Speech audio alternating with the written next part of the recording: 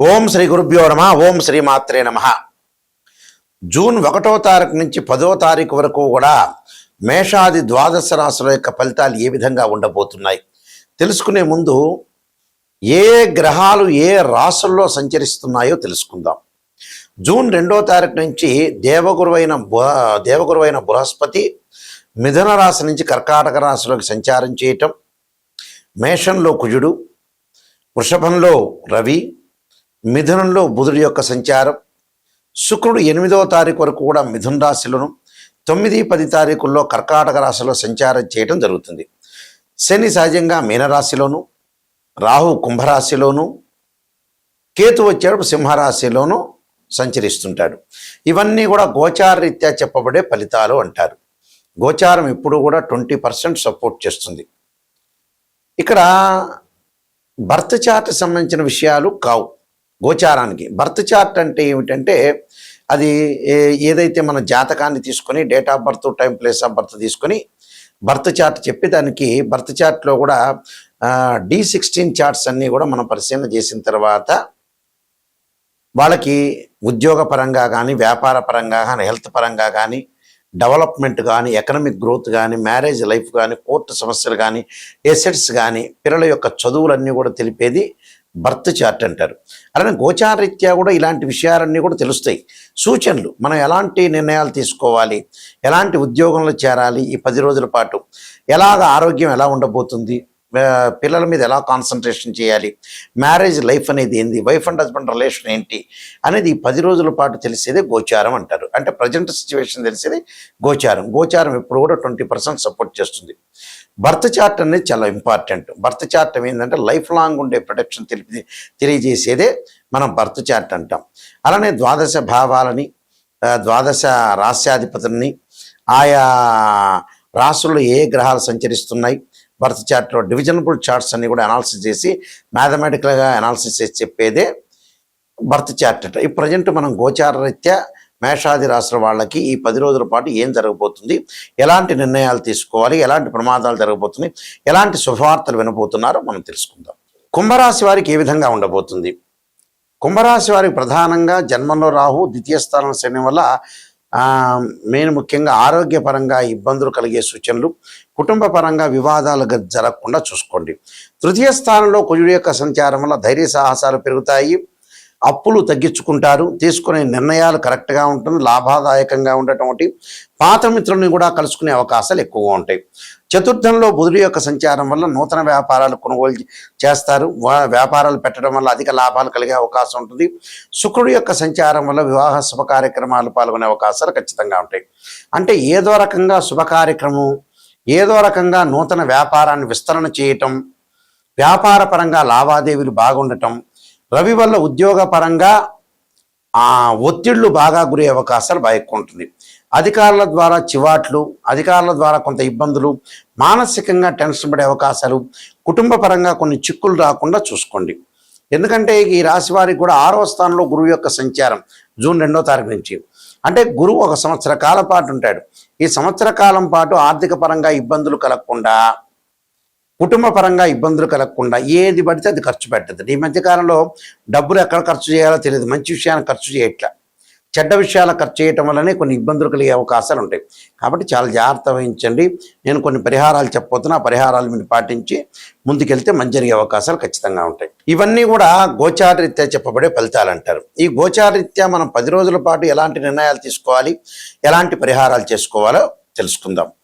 ప్రధానంగా ఉద్యోగరీత్యా, ఆరోగ్యరీత్యా ప్రధానంగా ఎవరికైనా సరే ఇబ్బందులు కలుగుతున్న వ్యక్తులు ఎవరైనా ఉంటే చక్కగా మనం చేయాల్సింది ఏంటంటే సూర్యగ్రహం యొక్క ఆరాధన చేయాలి. ఉద్యోగంలో అబ్స్ట్రక్షన్స్ కానీ, ఉద్యోగంలో అప్ అండ్ డౌన్స్ కానీ, అధికారుల యొక్క ఒత్తిడి కానీ, ఉద్యోగాలు పోవటం కానీ, నిరుద్యోగులకు ఉద్యోగ అవకాశాలు లేకపోవటం, అంటే ఎంప్లాయ్మెంట్ పరంగా ఇబ్బందులు కలుగుతున్న వ్యక్తులు, హెల్త్ పరంగా కూడా కొంత ఇబ్బందులు కలుగుతున్న వ్యక్తులకి, అంటే కోపం ఉద్రిక్తలు పెరుగుతుండి ఆవేశపడుతున్న వ్యక్తులకు కూడా సూర్యుడి యొక్క ఆరాధన చేయాలి.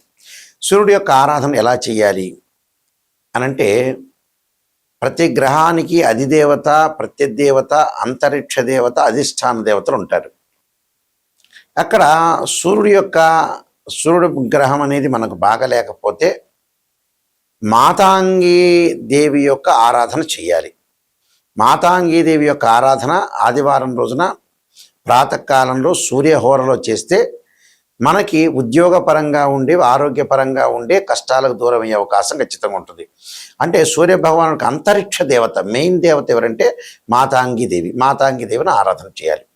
మానసికంగా బాధలు పడుతుంటూ టెన్షన్గా ఉండి, మెంటల్లీ డిజార్డర్ ఉండి, చంద్రగ్రహం అనేది అనుకూలంగా లేకపోతే వారి జాతకంలో తప్పకుండా వాళ్ళు భువనేశ్వరీ దేవి యొక్క ఆరాధన చేయాలి. అంటే చంద్రుడికి అంతరిక్ష దేవత భువనేశ్వరి దేవి. భువనేశ్వరి దేవిని సోమవారం రోజున చంద్రహోరలో ప్రాతకాలం చేయటం వల్ల మానసికంగా ప్రశాంతత లభించే అవకాశం ఖచ్చితంగా ఉంటుంది. కొంతమంది ఎంత డబ్బులున్నా ఎన్నున్నా కూడా మానసికంగా ప్రశాంతత ఉండదు. ప్రశాంతత కావాలంటే ఖచ్చితంగా భువనేశ్వరి యొక్క ఆరాధనతో పాటు చంద్రుడికి ప్రీతికరమైన ఒడ్లు కానీ బియ్యాన్ని కానీ సోమవారం రోజున దానం చేయటం చాలా మంచిది. అలానే వాహన ప్రమాదాలు జరుగుతున్న, ఆరోగ్యపరంగా ఇబ్బందులు, కోర్టు సమస్యలు, అన్నదమ్ముల మధ్యలో కానీ అక్కచెల్లెల మధ్యలో గొడవలు జరుగుతున్నా, పిత్రార్జిత విషయంలో కూడా కొన్ని గొడవలు జరుగుతున్నా, వాహన ప్రమాదాలు జరుగుతున్న, ఆరోగ్యపరంగా ఇబ్బందులు కలుగుతున్న వ్యక్తులు కుజుడి యొక్క ఆరాధన చేయాలి. సుబ్రహ్మణ్య స్వామి యొక్క అష్టకాన్ని చదవటం ఒకటి. అలానే కుజుడికి అంతరిక్ష దేవతైన భగళాముఖి యొక్క స్తోత్ర పాలనం చేయాలి. అది దేవాలయంలో కూర్చొని చక్కగా మంగళవారం రోజున ప్రాతకాలంలో చేయడం చాలా మంచిది. ఒకవేళ ప్రాతకాలం కుదరకపోతే ప్రదోషకాల సమయంలో కూడా చక్కగా స్నానం చేసి భగళాముఖి యొక్క స్తోత్ర పాలనాన్ని, సుబ్రహ్మణ్య స్వామి యొక్క అష్టకాన్ని, సుబ్రహ్మణ్య యొక్క స్తోత్రాన్ని, సుబ్రహ్మణ్య స్వామి భుజంగ స్తోత్రాన్ని కూడా చదువుతున్న వల్ల కూడా చాలా మంచి జరిగే అవకాశాలు ఎక్కువ ఉంటుంది. బుద్ధి వికసించట్లేదా, వ్యాపార పరంగా అనుకూలంగా లేదా, అలానే బ్రెయిన్ మెచ్యూరిటీ వాల్యూస్ పెరగట్లేదా, వ్యాపారం కానీ ఉద్యోగపరంగా కానీ కొన్ని ఇబ్బందులు కలుగుతున్నాయా, అంటే ఏ టైంలో ఏ నిర్ణయం తీసుకోవాలి అనేది తెలుసుకోలేకపోతున్నారా, ఏ నిర్ణయాన్ని కరెక్ట్గా అమలు చేయలేకపోతున్నారా, ప్రణాళికాబద్ధంగా మీరు చేయలేకపోతున్న వ్యక్తులు బుధుడి యొక్క ఆరాధన చేయాలి. అంటే బుధుడి యొక్క ఆరాధన చేయటం వల్ల మనకు ఖచ్చితంగా మంచి జరిగే అవకాశాలు ఎక్కువగా ఉంటాయి. కాబట్టి తప్పకుండా బుధుడి యొక్క ఆరాధన చేయాలి. చేయటం వల్ల మంచి జరిగే అవకాశాలు ఖచ్చితంగా ఉంటాయి. లలితాదేవి యొక్క స్తోత్ర పాలనం చేయాలి. లలితా అమ్మవారిని భక్తి శ్రద్ధలతో కొలవాలి. విష్ణు సహస్ర పాలనం చేయటం వల్ల కూడా చాలా మంచి జరిగే అవకాశం ఉంది. అది బుధహోరలో కానీ ప్రదోషకాల సమయంలో కానీ చేయొచ్చు. అలానే విద్య ఎందు అనుకూలంగా లేదా, ఎర్నింగ్కి సంబంధించిన విషయాలు అప్ అండ్ డౌన్స్ ఉన్నాయా, ఫైనాన్షియల్ పరంగా అనుకూలంగా లేదా, డబ్బులు సంపాదించలేకపోతున్నారా, అలానే విద్యార్థులకు విద్య రావట్లేదా, ఆలోచన సరళిలో మార్పులు జరగాలన్నా, అలానే ఎర్నింగ్ సంబంధించిన విషయాల్లో కూడా డబ్బు పరంగా ఇబ్బందులు పడుతున్న వ్యక్తులు గురువుకి అంతరిక్ష దేవత అయిన తారామహాదేవి యొక్క స్తోత్రాన్ని ఉదయం పూట ప్రాతకాలం చదవటం మంచిది. ప్రదోషకాల సమయంలో కూడా చదవటం చాలా మంచిది. అలానే విద్యార్థులు సరస్వతీదేవి యొక్క ప్రార్థన చేయాలి. వివాహం కావట్లేదా అంటే ఇందాక నేను చెప్పిన దానిలో గురువు సంతానకారకుడు కూడా. ఆ సంతానానికి సంబంధించిన తారా మహాదేవి స్తోత్రాన్ని, సంతాన గోపాలకృష్ణ మంత్రాన్ని చదవటం కూడా చాలా మంచిది. అలానే శుక్రగ్రహాన్ని దగ్గరికి వస్తే వివాహం కాబట్టేదా, వివాహపరంగా ఆలస్యం జరుగుతుందా అంటే శుక్రుడి యొక్క అనుకూలత ఉండాలి. శుక్రుడి యొక్క అనుకూలత ఉండాలంటే ఖచ్చితంగా శుక్రుడి యొక్క ఆరాధన చేయాలి. అంటే ఆరాధన అంటే శుక్రుడికి అంతరిక్ష దేవతైన కమలాదేవి యొక్క ఆరాధన చేయటం వల్ల మంచి జరిగే అవకాశాలు ఖచ్చితంగా ఉంటుంది. ఉదయం కానీ సాయంత్రం కానీ చదవటంలో మంచి జరిగే అవకాశాలు ఎక్కువ ఉంటుంది. అలానే ముఖ్యంగా స్త్రీలు వరపాస్పదాస రుద్రాభిషేకం, అఘోర గౌరీ పాస్పదాస రుద్రాభిషేకం, అబ్బాయిలు వచ్చే కన్యా పాస్పదాస రుద్రాభిషేకాన్ని చేయాలి. శనిపరంగా ఎల్నాటి శని, జన్మశని, అలానే ద్వితీయ స్థానంలో శని, వ్యయశని, కంటక శని లేదా పొంగు శని, అర్ధాష్టమ శని, అష్టమ శనులు జరుగుతున్నాయా, శని మహారథి జరుగుతుందా, శని యొక్క బాధలు పడుతున్నారా, దక్షిణాకాళి స్తోత్రాన్ని గుడిలో వెళ్ళి చదవటం మంచిది. ప్రాతకాలంలో శని హోరలో చదవటం మంచిది, లేకపోతే ప్రదోషకాలంలో చదవటం మంచిది. అలా నువ్వులు దానం చేయటం కూడా చాలా మంచిది. అలానే రాహు బాగుండట్లేదా, విదేశాలకు వెళ్ళలేకపోతున్నారా, నరదృష్టి ఉందా, చక్షు దోషాలున్నాయా అంటే కంటి దోషాలున్నాయా, ఏ దోషాలు ఉన్నాయని జాతకంలో చూసుకునేటట్టయితే రాహుకి అలానే అధిష్టాన దేవతలు, అంతరిక్ష దేవతలు ఉంటారు. అంతరిక్ష దేవత అయిన చిన్నమస్తాదేవి యొక్క స్తోత్రాన్ని పారాయణ చేయండి. ఇది ఎప్పుడు చేయాలి? తప్పకుండా శనివారం రోజున, ఆదివారం కానీ శనివారం కానీ చేయొచ్చు. అలానే కేతువు వల్ల జ్ఞానం రావట్లేదా, జ్ఞాన సంపన్నులు కాలేకపోతున్నారు, ఆటంకాలు కలుగుతున్నాయా, పిత్రార్జిత విషయంలో కానీ, కోర్టు సమస్యలో కానీ, అన్నదమ్ముల మధ్యలో కానీ ఏదైనా గొడవలు జరుగుతుంటే ఖచ్చితంగా కేతువుకు అంతరిక్ష దేవత అయిన మనం ధూమతీదేవి యొక్క స్తోత్రపాలనం చేయాలి.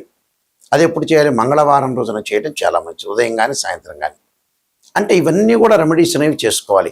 ధనపరంగా ఇబ్బందులు కలుగుతున్న వాళ్ళు కూడా ఖచ్చితంగా యక్షాయ కుబేరాయ వైశ్రవణాయ ధనధాన్యాధిపతి ధనం ధాన్యం సమృద్ధిమే దేహిమే దాపై స్వాహ అనే మంత్రాన్ని, ఆరోగ్యపరంగా ఇబ్బందులు కలుగుతున్నాయా, శరీరే జర్జరీభూతే వ్యాధిగ్రస్తే కలేబ్రే ఔషధం జాహ్నవీతోయం వైద్యో నారాయణ హరి మంత్రాన్ని, ఉద్యోగపరంగా సూర్య గాయత్రి మంత్రాన్ని చదువుకోవటం మంచిది.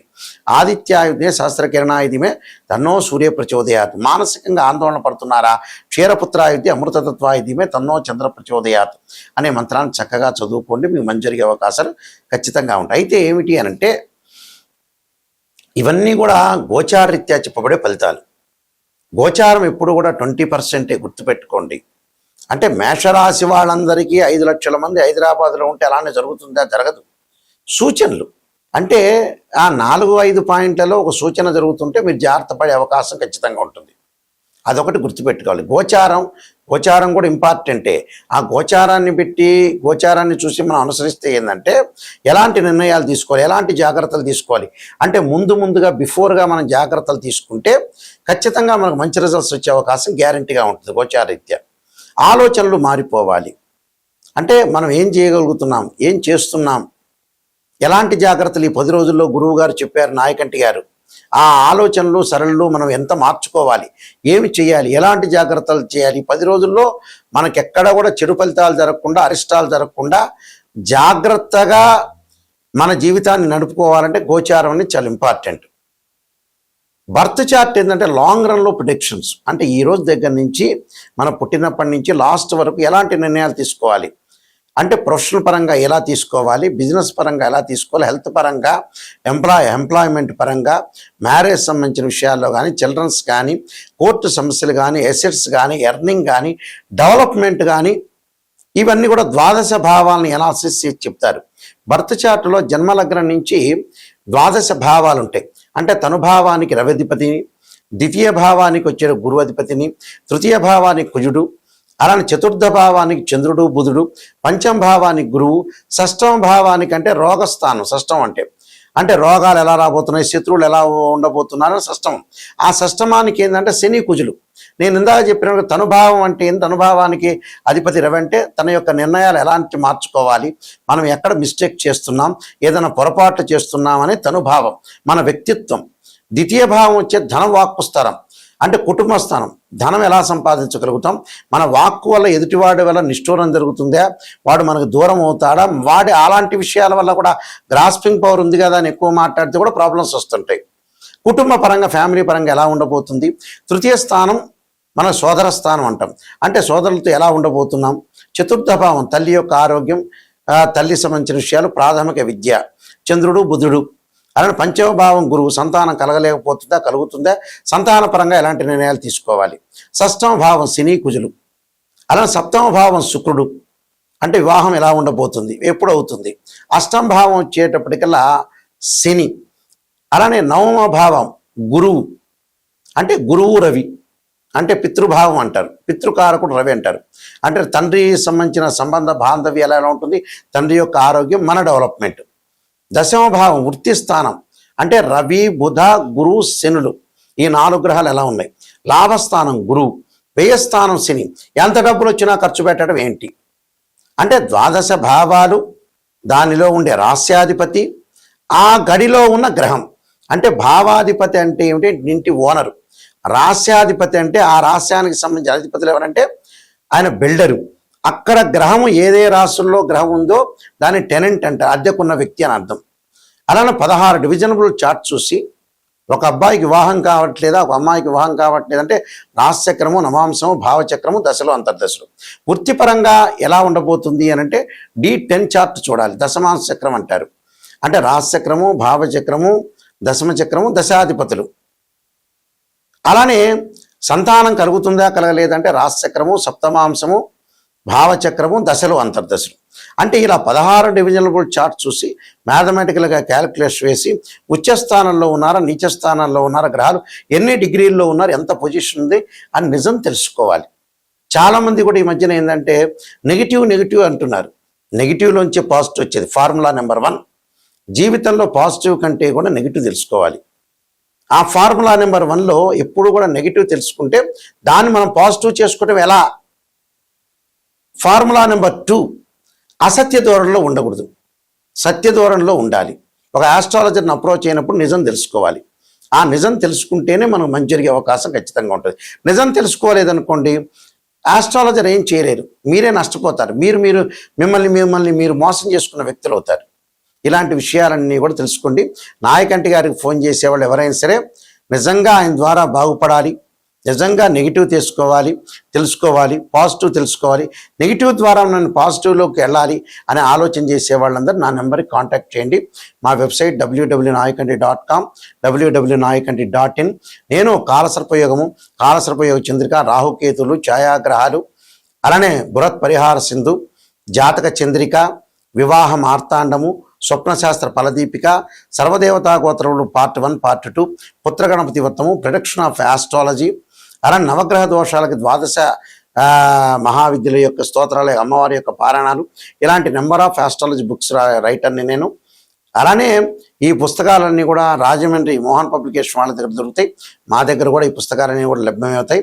కాబట్టి ఖచ్చితంగా మీరు జాతకాన్ని నిజం తెలుసుకోండి, నిజం తెలుసుకొని ముందుకు వెళ్ళండి. వెళ్ళటం వల్లనే మీకు మంచి లాభాలు కలిగే అవకాశాలు ఖచ్చితంగా ఉంటాయి. ఆ స్క్రీన్ మీద స్క్రోలింగ్ అవుతున్న నెంబర్ ఉంటుంది, ఆ నెంబర్ నాకే డైరెక్ట్గా వస్తుంది. మీరు మీ అందరికీ కూడా శ్రీ పరమేశ్వరుడి యొక్క కరుణాకటాక్షము, పరమేశ్వరుడి యొక్క కరుణాకటాక్షం ఉండాలని ఆశిస్తూ సర్వే జనా సుఖినో భవంతు.